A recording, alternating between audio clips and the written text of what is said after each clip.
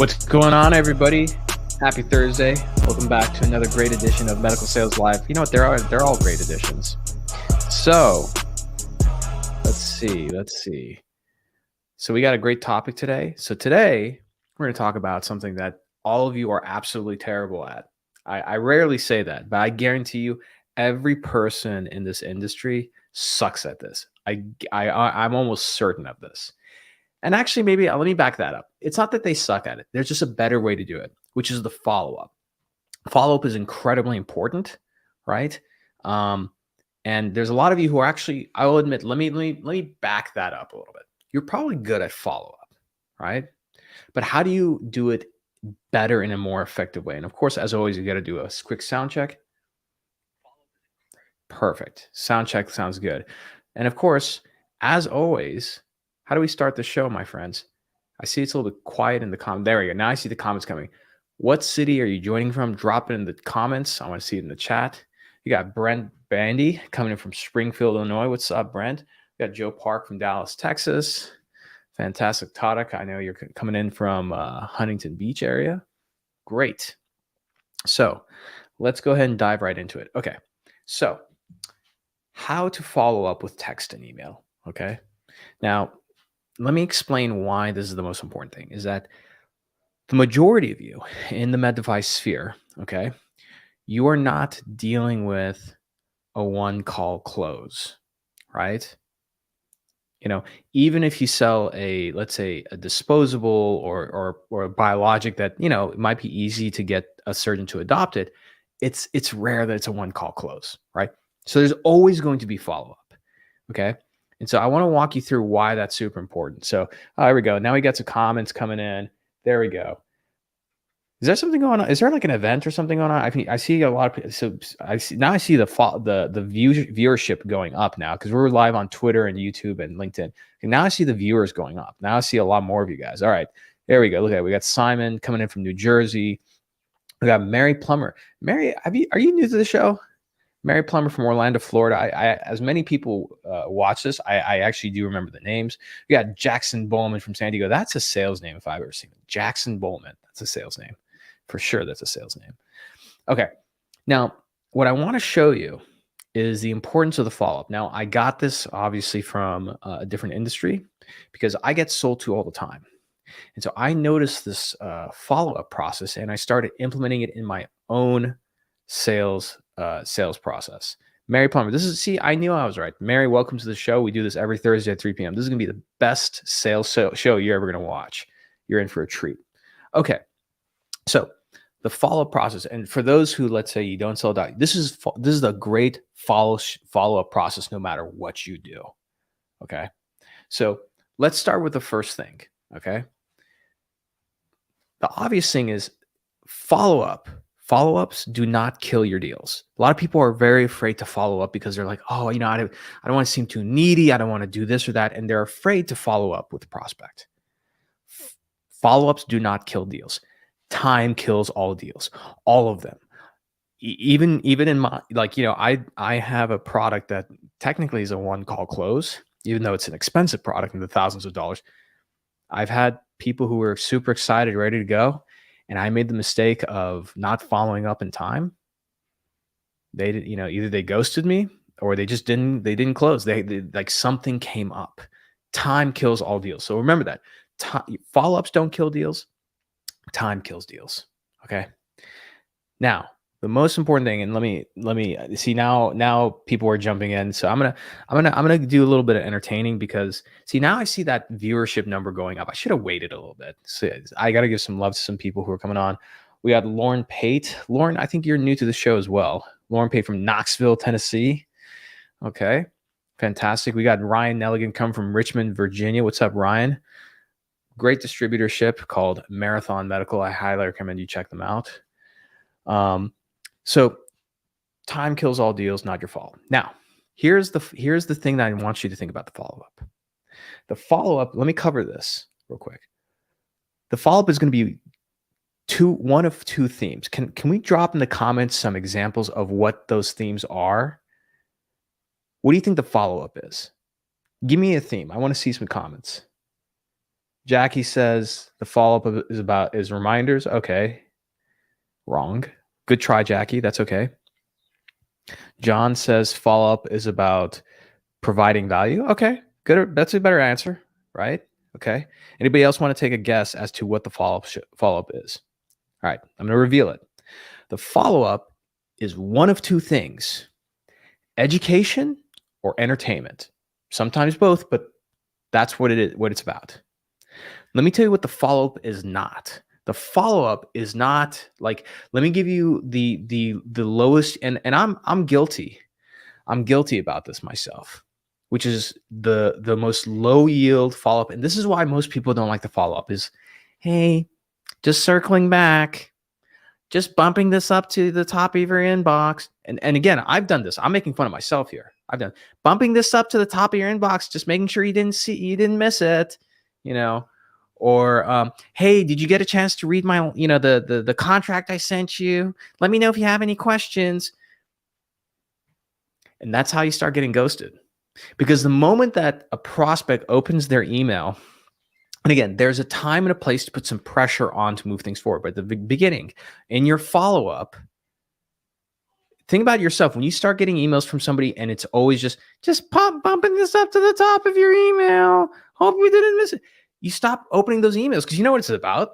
It's about them, right? And I got to give actually, I always try to make sure to give the respect where it's due.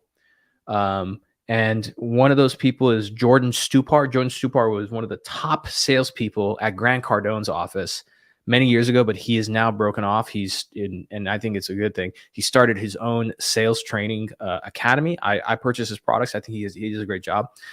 And so Jordan is the one who really educated me about the follow-up process, right? The follow-up is more, and this is the selfish part as a salesperson. The follow-up, the reason why you guys fail at it is that it's more about you and your deal than the people that you're trying to do the deal with. Think about what I just said. The reason why you suck at follow-up is because your follow-ups are more about you and your deal and closing the deal than it is about the people you're trying to do the deal with. Think about that delineation. We always hear this cliche thing, oh, if you provide value to your customers, provide value, get close to the customer, but do you actually do it? The answer is no. And so again, most salespeople, they're going to say the same thing when it comes to, but Omar, marketing doesn't give me good materials and my company, low yield, my friends, low yield. If you want to start making some good money in sales, the best salespeople I know, they don't give a damn what marketing gives. Anything that marketing gives is just like cherry on top.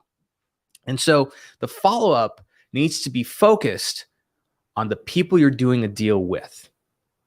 Now, let's talk about that. And I'm going to share my screen into examples. Okay? So when it comes to, again, education and entertainment, that's what your follow-up has to be about. By the way, for the new people who are joining this, if you're interested in my program, check my profile or schedule a call with me. And if you're really motivated, not all of these are recorded for people everybody who's in my program, they get access to these in the library. But this one, because it's so important, I'm making sure it's recorded so you can watch this on my LinkedIn or just go to the YouTube channel, State of MedTech. It'll be there, okay, in case you have to hop off. So let's cover the education part really quick. See the entertainment part? Memes. This is not a joke.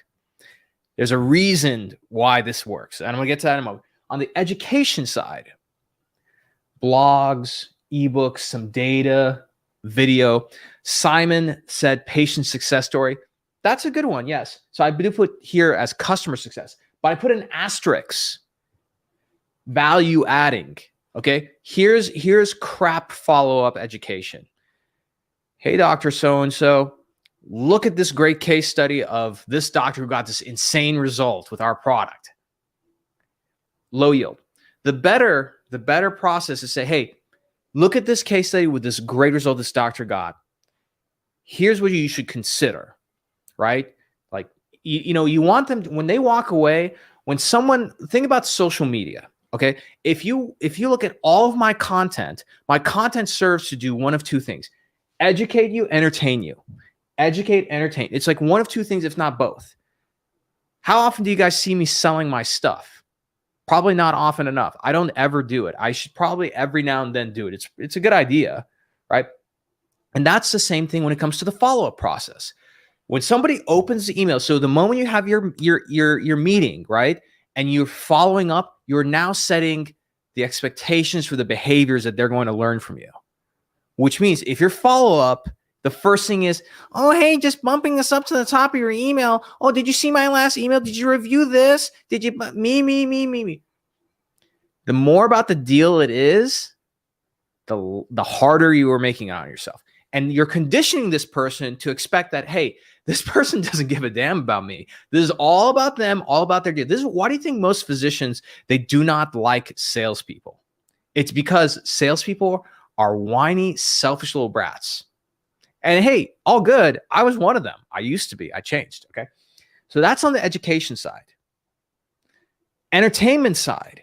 What is the purpose of entertainment? Think about that.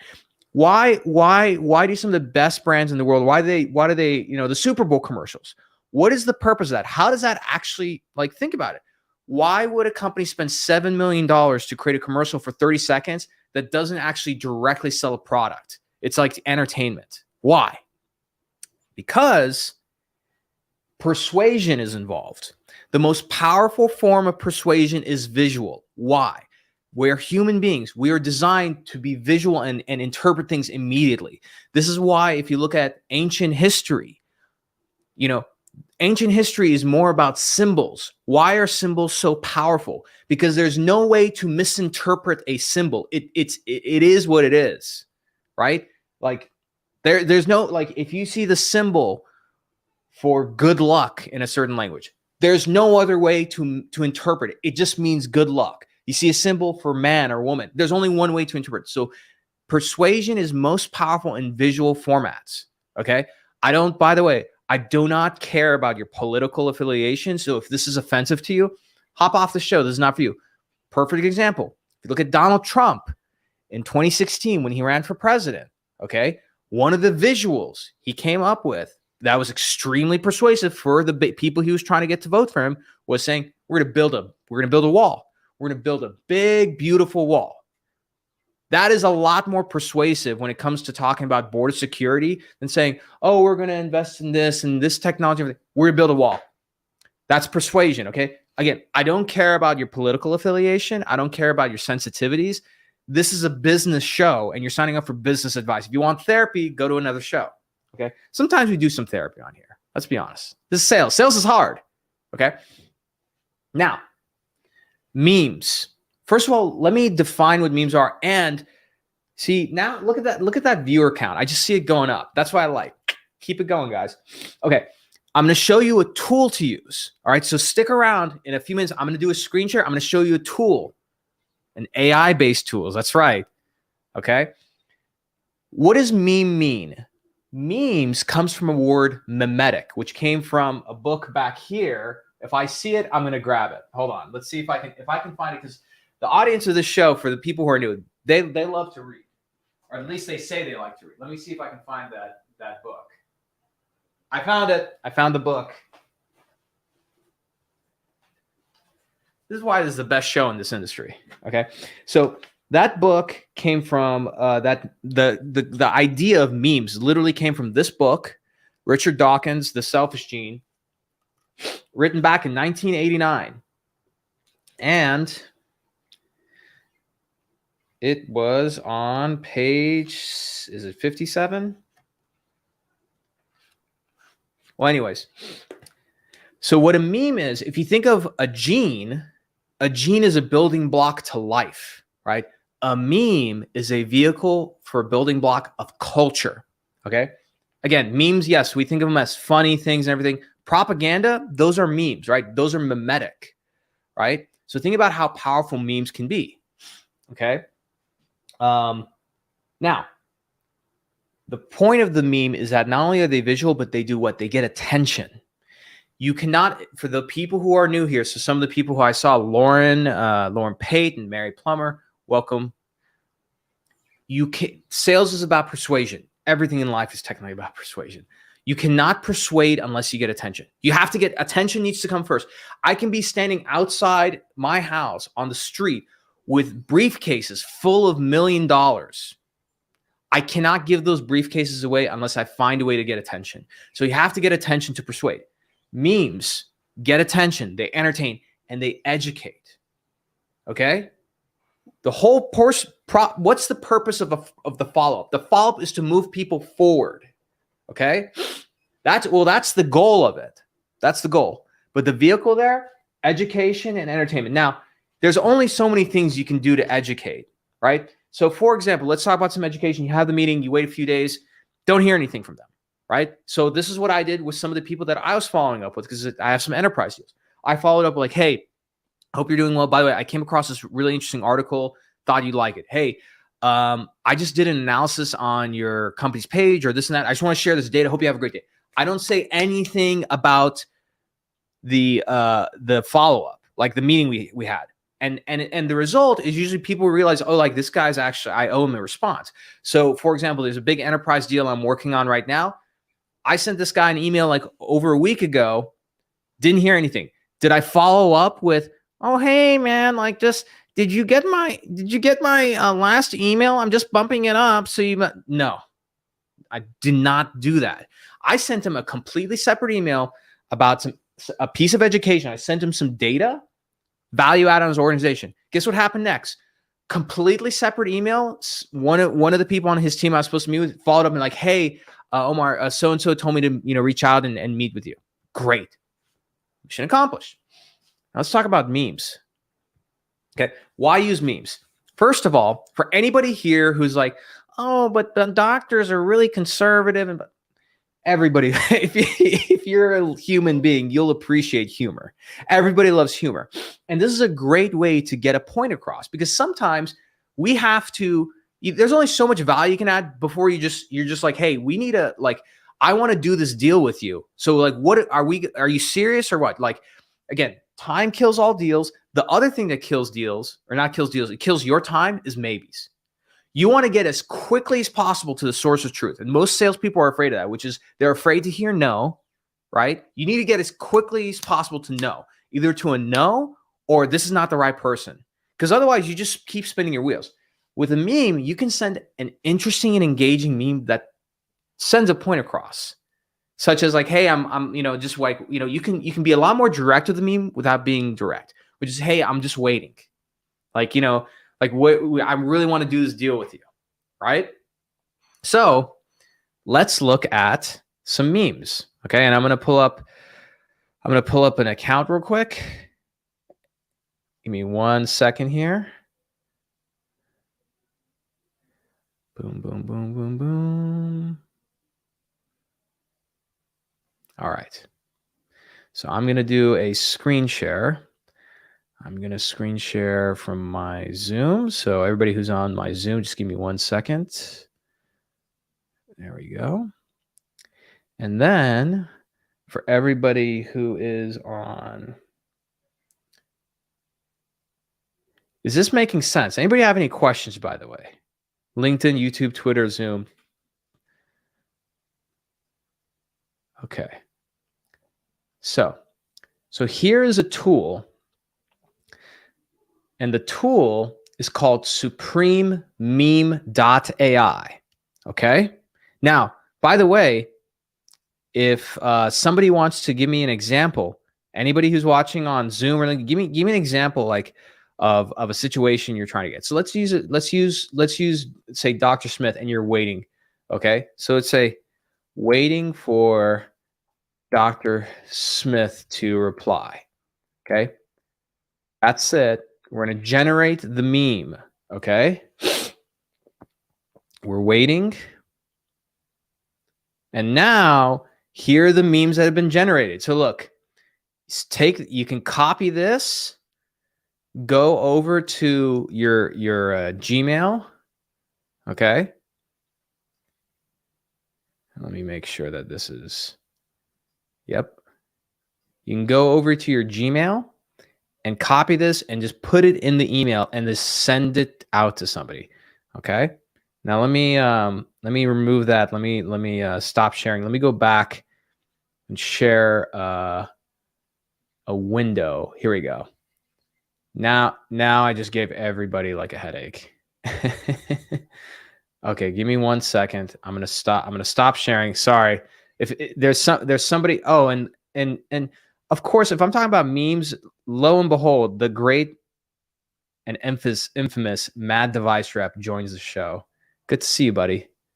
Okay, let me open my email.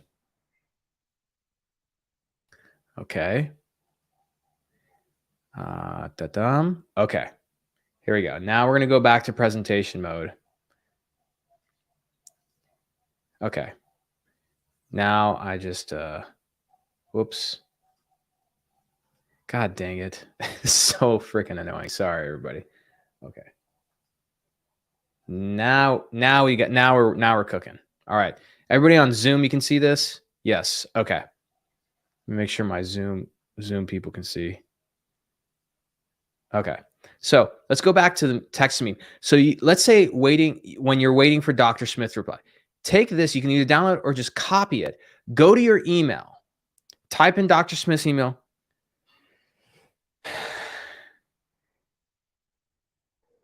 Put this meme in there. At the end, you can say something. Look, all joking aside, I really look forward to meeting with you, Omar. Add a PS. PS is powerful. You can use PS. P.S. There's some data on your hospital. I want to share with you. Okay, and of course, don't wait for a reply, because again, this is the other stupid thing salespeople do. The best salespeople compress time. Instead of having 3 meetings, they have 1 meeting, right? So you're about to have a meeting with the doctor, like you can ask them, who else needs to be involved with that decision? This person, that person, can we get them in that meeting? Great. You turn 3 meetings into 1. With emails, instead of having 3 or 4 emails, turn 4 into 1. So with this, it's like, hey, let me know what day is best next week, or just grab time here. Okay. And then I'm going to go to meetings. I'm going to put 30-minute meeting. Now, if you're a salesperson and you don't have a meeting link, your company sucks.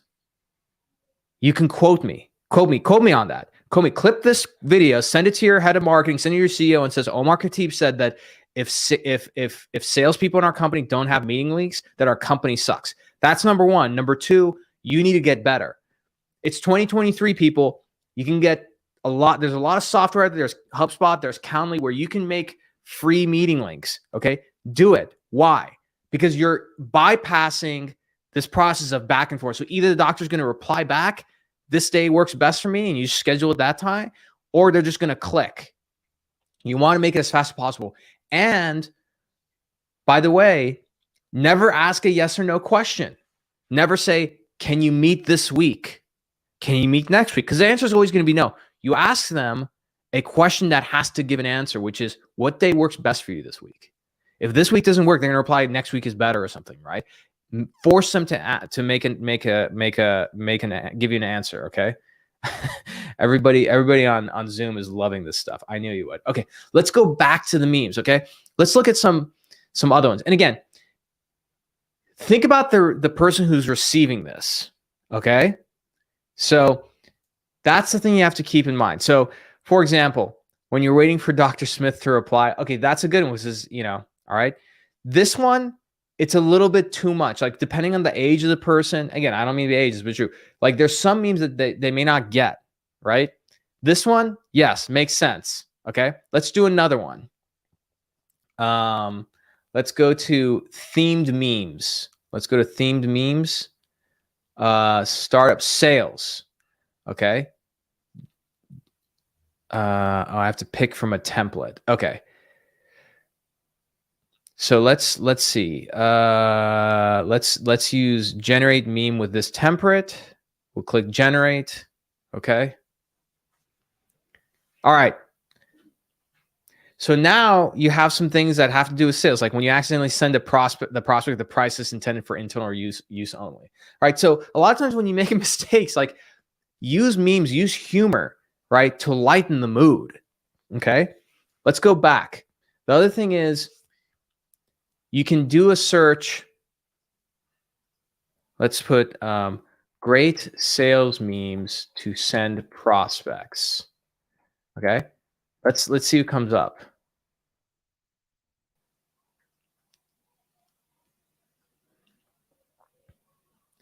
Day 1 of the month and you've already bagged your first. Okay, don't send these things, obviously. you know, so use a super meme. It makes it a lot easier. Let's generate one more, and I'm gonna take some questions. Okay, let's think about another thing. Talking to their CFO. Okay, hoping Dr. Smith signs the contract before Friday.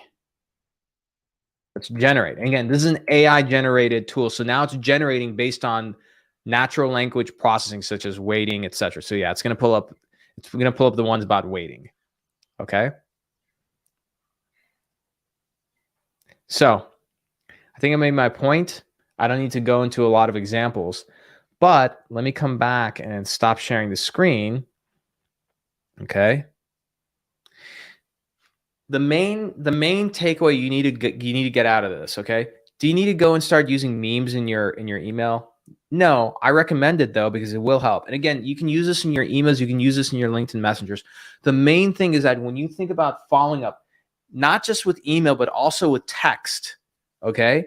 Again, sometimes instead of saying, "Hey, I'm waiting for you to sign the contract and everything," how much better is it if you send a meme of like a guy sweating saying like hoping Dr. Smith signs the contract, right? So, and this is going to allow you to sort of do more research and get a lot more creative. And again, that's the other thing. If there's one thing that I want you to keep in mind, this is $1 million marketing lessons. I have to teach this to marketers all the time, is that it's not about being better. Being better is a byproduct. It's how do you stand out and be different? Because think about it like this. Aside from you, how many other med device, if you're selling, let's say to vascular surgeons, okay, that vascular surgeon might be getting that same email from what, maybe 3 other med device reps, probably more. Add the pharma reps, then add people trying to sell him or her software for their practice, right? Then add SaaS, right? So that one surgeon, especially if it's a surgeon, they might be getting called on literally by like 10 or 15 or 20 salespeople. I'm not exaggerating here. So you can be like a master at persuasion. I'm pretty good at persuasion. I am not capable of writing an extremely persuasive email that's going to stand out from others because I need them to read the goddamn email, right? So think about ways to engage your prospect. And the other thing is that this is also giving them an idea of what it's like to work with you, right? Obviously, there's some doctors that, maybe they don't have that great of a sense of humor. Maybe they're easily offended. Highly doubtful, especially surgeons. Like seriously, like if you think your surgeon is conservative, like I don't know how long you've been in the field for, but finding ways to stand out and differentiate yourself is going to be way better than just doing the same thing. Because then if you do the same thing, it's not going to work. You're going to keep doing it, and you're just going to annoy the person.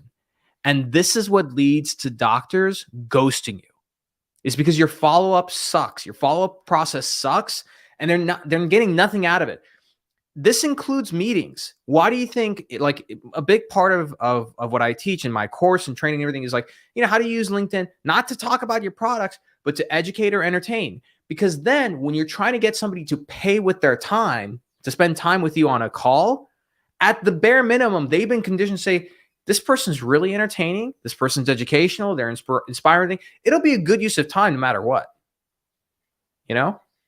So again, just to kind of review, okay. And I'm gonna go to. We got a nice question from Lori. Oh, great question. Okay, Do I feel sending a meme via email is more effective than sending it via text? No. And I'll tell you why. Well, so let's back up for a second. If I send it via email, if I work at a good company, they actually have some email tools like HubSpot, which by the way, you can sign up for HubSpot for free as a salesperson and use their email tool, which tells you when they open something. Which by the way, maybe I should show that to you guys. I think I should show that to you guys. I'm going to show that to you guys. Okay. Let me reduce the size of this. So before I get distracted with that, so when you send the meme through email, you can at least have some tracking and know whether they opened the email or not. So that's helpful to know. However, if you send it via text, even though you don't know whether they saw the text or not, there's a much higher chance that they'll see a text. Because if you send something via email, if it goes to their work email, you're competing with a lot of other stuff. Like a doctor on average is going to get like, I don't know, 100, maybe 200 emails a day. And keep in mind, like that's not just work emails from nurses, other doctors, their current reps. But if they sign up, because everybody does that with their work email, they sign up for like different newsletters and stuff like that. And doctors aren't great. Like most people aren't great at creating automations in their email to filter things out. Right. So that's what you're competing with versus text is just a lot more direct. Okay. And again, with text messaging, right? Here's the other thing. This is why, and I'm going to address something also. Most of you will say for the follow-up, why can't marketing help me with that with marketing automation? The reason why marketing should not do that is because it used to work 10 years ago, but now everything is automated. It's very easy to tell what's automated and what's not. And guess what? It's so easy just to ignore automated. I ignore automated emails all the time. But something that is personal, right? That you can tell, and you can tell what's personal, like a meme generated email, that's personal, right? And again, here's my recommendation, Lori, for increasing the open rate. If you send an email with like, let's say a meme to kind of move them forward or for whatever reason, your subject line should be something that gets attention, right? Because that's persuasive, but generates curiosity. So what gets attention and generates curiosity? It's usually something in the form of a question, such as, did you see this? Thoughts? Question mark. Wasn't sure if I should send you this, but don't blame me. All right. Like those are the kind of things. And you need to get comfortable talking to this person like a friend. Okay. And yes, know your audience. There's some surgeons out there that are just super serious and they're just not the right people to do that with. But you know what? I'll tell you, if you have to throw a Hail Mary because you're trying to move them forward in a deal and like figure something out, either you send like bland, low yield emails and you send like 5 or 6 of them and they're not going to open, they're just going to get annoyed, or you send one and either way is going to get their attention and you'll get your answer, right? It's better to ask for forgiveness than for permission. And I would always err on value. And so let's go back. When you have a meeting, like, okay, I had a meeting with a company last week. They want to work with me. Okay. One of the people said like, hey, I'd love to see this presentation. I'm like, okay, I'll record it. So I recorded like a 10-minute presentation. I didn't do that for my health. I sent it. They haven't watched it and everything. So I'm like, what's going on? So then what I did was I led with education. I sent that person and her colleague like some data. Didn't hear anything. I know they opened the email. And I just followed up with a meme. I sent the guy sweating meme. I was like waiting for so-and-so to finally watch my video. And so again, what I would do is lead with education. You have a meeting. And this is the other thing. Like, remember, time kills all deals, not follow-ups. So how do you avoid this process where you get ghosted and then you have to start doing all these tactics? Go into meetings with a clear plan. Because like, look, your plan isn't, I'm going to close. You're not going to close anybody on a call unless you're selling like $100 tchotchke items or courses like me. I mean, my whole sales process is very different. But on the med device side, right, You need to close them for the next step. So before the end of the meeting, right? Like you don't leave it to the very end, have the presentation, talk to them. And if you have the call set for 30 minutes, aim to end your presentation like 10, 15 minutes in, because there's going to be like time for questions. Leave enough buffer so that when it's like, okay, wrap it. It's like, great. Hey, doctor, before we hop off, I need to just, report back to my company. I want to make sure that we keep things moving. It looks like everything is in line. You have an interest, and clarify it. Be like, am I wrong in saying that you have an interest in this? Let them say no. So like, no, I'm interested in exploring. It's like, hey, great. What would be the next step in this process? Who do we need to involve? Right? They might say, okay, the next step is I need to talk to IT or something. Do that for them. Say, would you prefer that I do that? Let me do that for you. You're busy already. Let me do that. Do not let them do anything, because then the more you do, the more you control that process.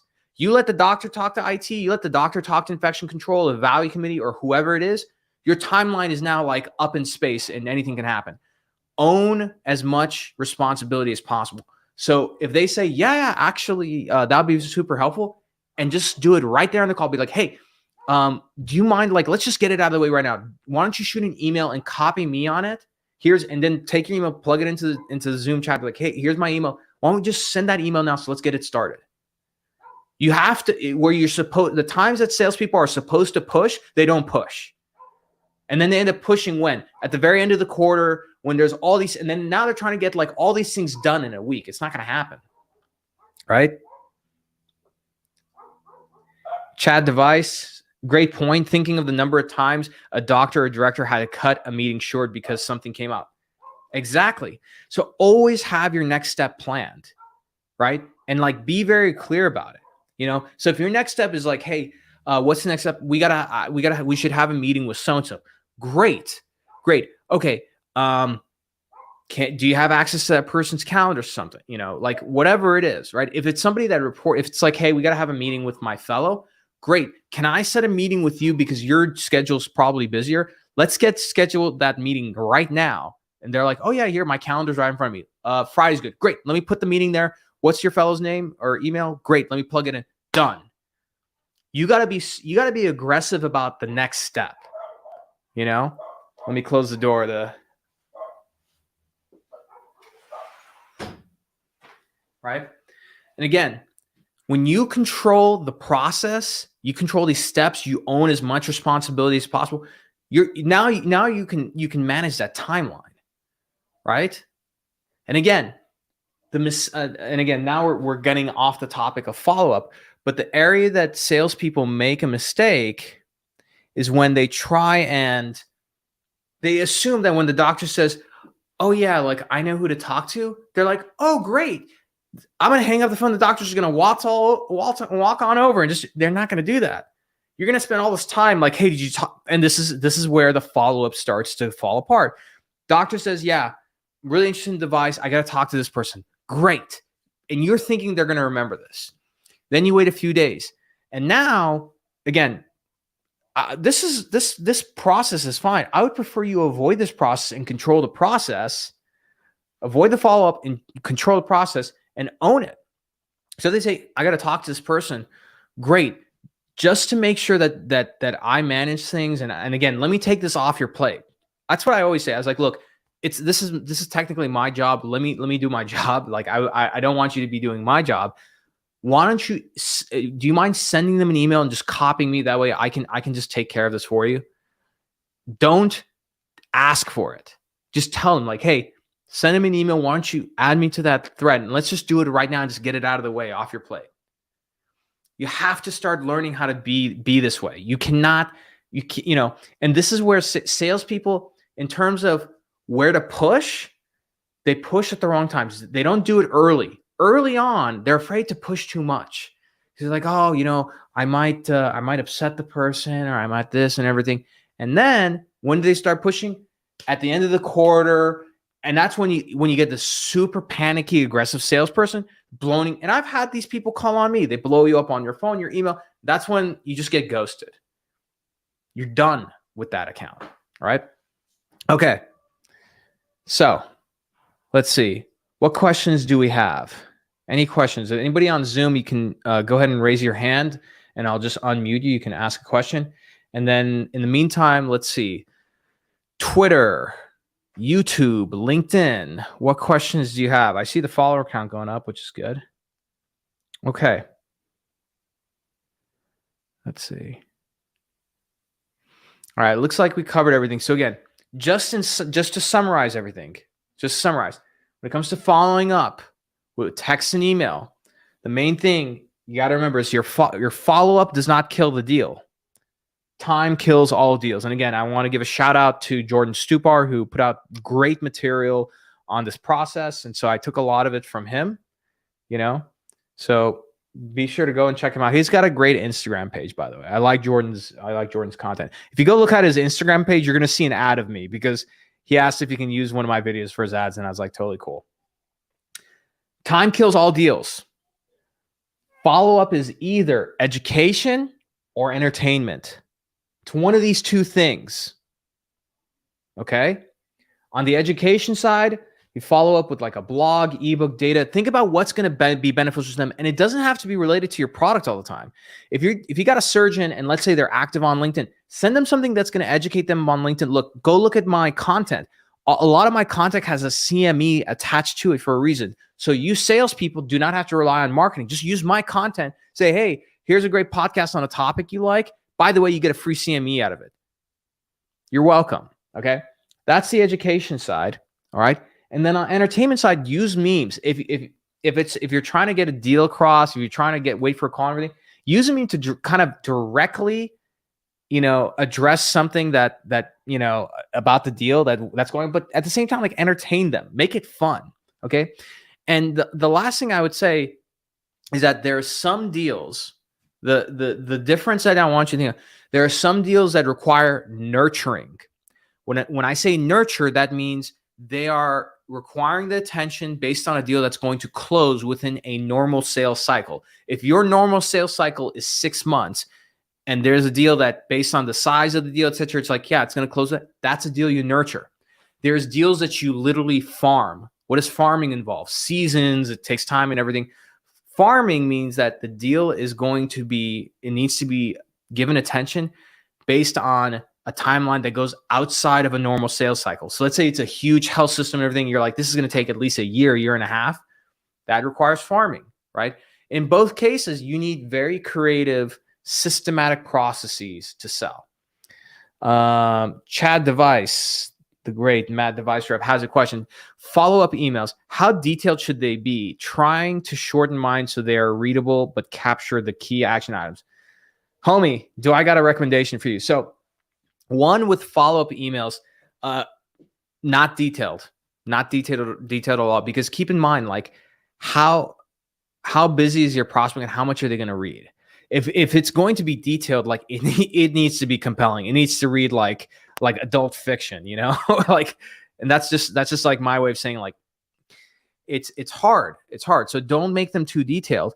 But what my recommendation is, and I did this talk last week, use ChatGPT. So go to OpenAI, use ChatGPT, take your email, like write it out and give it to ChatGPT to shorten it. And again, this was a topic we covered last week. But when you talk to ChatGPT, the quality of prompt you use is important. So don't give your detailed email and just tell ChatGPT, make this more concise. Give it to ChatGPT and say, ChatGPT, you're the world's greatest email salesman or salesperson, whatever. Take this email and make it more concise, but make it more persuasive. And have a conversation with ChatGPT. ChatGPT will give you the email back, look at it and be like, can you make it fit more of this tone? Can you make sure to incorporate more of this? And now, aside from refining this email, you're also learning how to write better. Now, let me say the thing that some salespeople on this live stream are going to say, oh, but Omar, I'm a medical sales rep. I don't have time for this. Well, you're not going to have time. You're going to have plenty of time soon because you'll be unemployed. The people who are coming out of my program, the people who are even watching this show for free are getting on a completely different level. You better believe these kind of things are conditioning the market. And when this level of expectation is in the market, your old, outdated sales tactics, they never did work. They're not going to work. So if you're going to send an email to a doctor, to the chair of the department for $1 million deal, you best believe you better, get time in the cafeteria at home and sit down and spend 30 minutes, maybe an hour, thinking through this email you're about to send. What does it say? What is the call to action? How can I make this persuasive? Like, this is the thing that drives me nuts about salespeople. Too many salespeople think that if I'm just persistent and I just follow up enough times, they're going to say yes. Again, if you're selling tchotchke items for beer money on the weekend, that'll work. But when you're dealing with B2B multi-million-dollar deals, that ain't how it works, my friends. So again, I can't stress this enough because it drives me nuts. I'm doing this for a long time and people still don't get it. Spend time on these follow-ups. You're going to send an email. Spend time, think, okay, I'm the chair of surgery. I'm busy.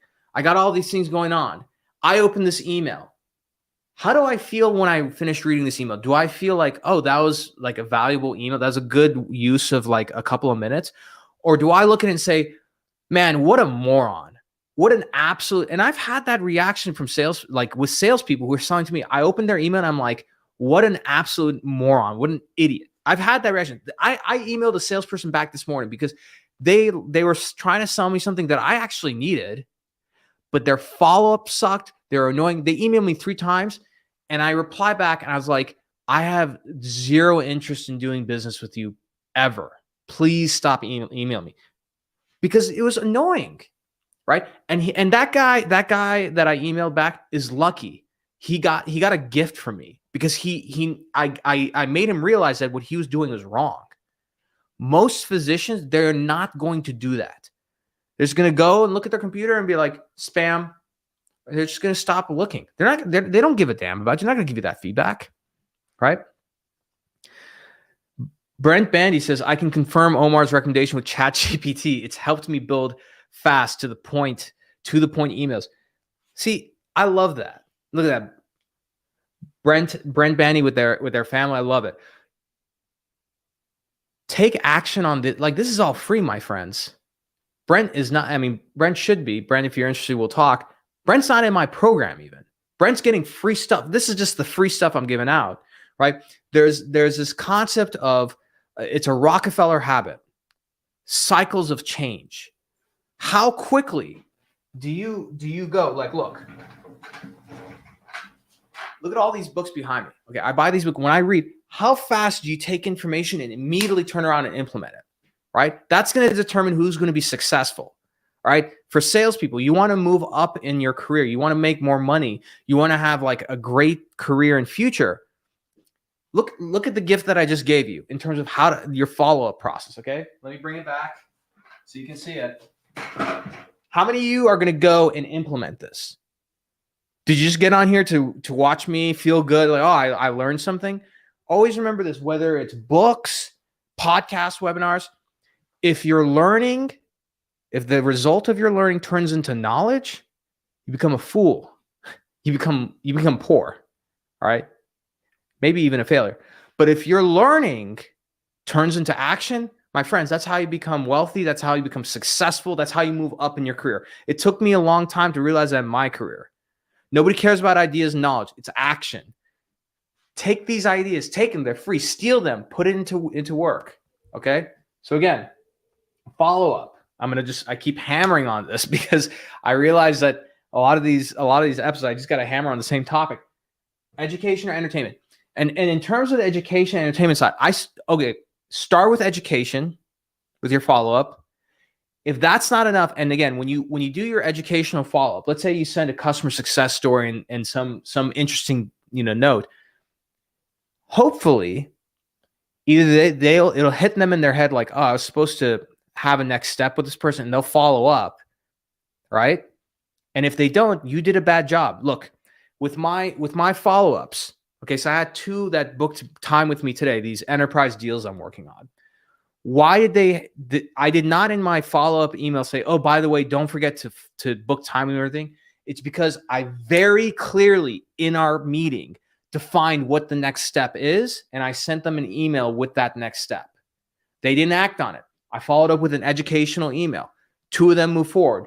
One of them did not. I followed up with an entertainment one, which is a meme that was sent out today. And again, here's the other thing about the follow-up is that there's patience that's involved. There's a salesperson that I know that works for a marketing for an entrepreneur that I know has a marketing agency. He has followed up with some accounts for almost 2 years straight. He showed me an email. There's one deal that he closed. He followed up for 2 years.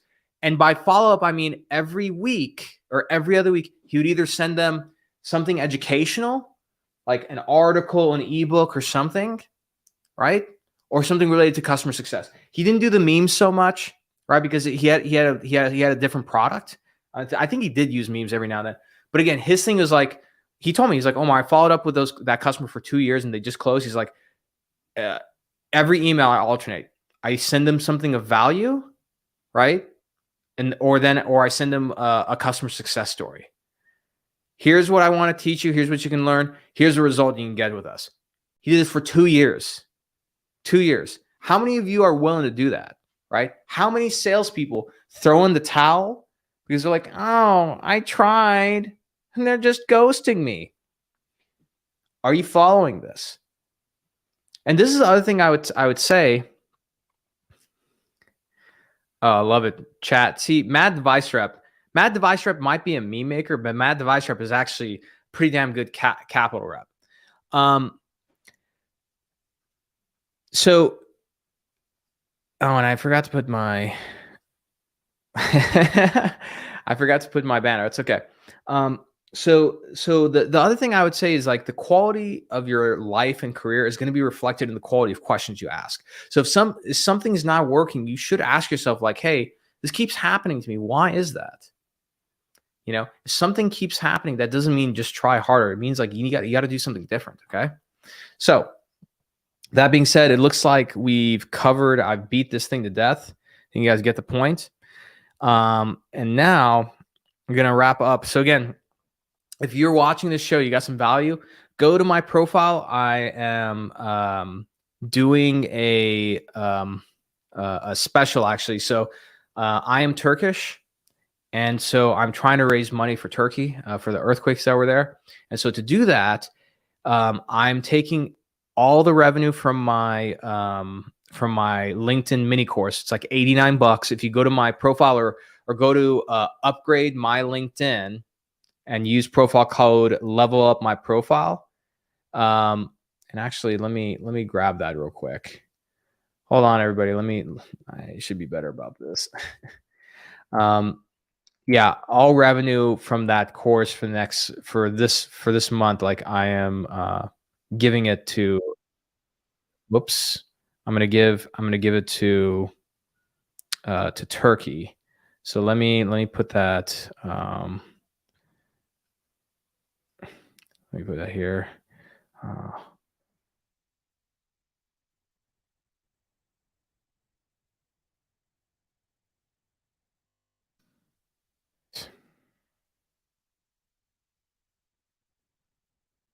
Here we go. Okay, so I'm trying to raise money and I'm trying to send it to the right charity in Turkey. All this money that I'm about to get from this course is going to go towards that, and I'll be posting that online. So, you know, I want some people to get something. So to upgrade, whoops. Let me get that. I need to get some sponsors for this live show, my friends. That way I get somebody to produce it. Okay, so go to upgrademylinkedin.com and use code level up my profile, and you're going to get that mini course for $89. That'll level up your LinkedIn. And that same like little mini course, I have a little section on persuasion, so it's good. But again, you know, I'm Turkish. My wife is Turkish. Really, really tragic what happened in Turkey. And so rather than sending people to random charity websites, because again, I'm trying to do my research to find out which is the right charity to send money to. Plus, I would rather that you guys, get something out of this, right? So go to upgrademylinkedin.com, use code level up my profile 23. You're going to get it for 89 bucks. Or if you want to spend more money, the whole course is like 297. You want to spend that much because again, 100% of the revenue, not the profit, 100% of that revenue for the next 30 days, I'm sending it in one big check to a nonprofit in Turkey. So if you've gotten any value out of the show, I would really appreciate if you went and did that. It would really mean a lot. So that being said, I'm gonna end the call, and don't forget, for those of you who are new to the show, if you're in sales and you got a deal, we have this awesome live show called Deal Rip Live, where if you go to dealrip.com, you can submit your deal, whatever you're working on, implants, capital sales, doesn't matter. Submit your deal. It's going to be anonymous, except for me. I'll be able to see your name. And if I think your deal is good enough, I'll give you a call. You'll be anonymous. We'll set up your deal, and we do a live show where I invite the best sales leaders in our industry to look at your deal anonymously. They're not going to know your name, your product, or anything. And then live, we're going to rip your deal. So we're going to give you feedback on what we think you need to do to close the deal. It's an awesome thing. You can go check out the podcast to see our first episode. It's just under Deal Rip. So go to State of MedTech and you can see the podcast there. But yeah, it's an awesome thing. So that being said, follow up, improve the follow-up process. I promise you'll be happier. All right, everybody, have a fantastic week. And I'll see you next week. Bye for now.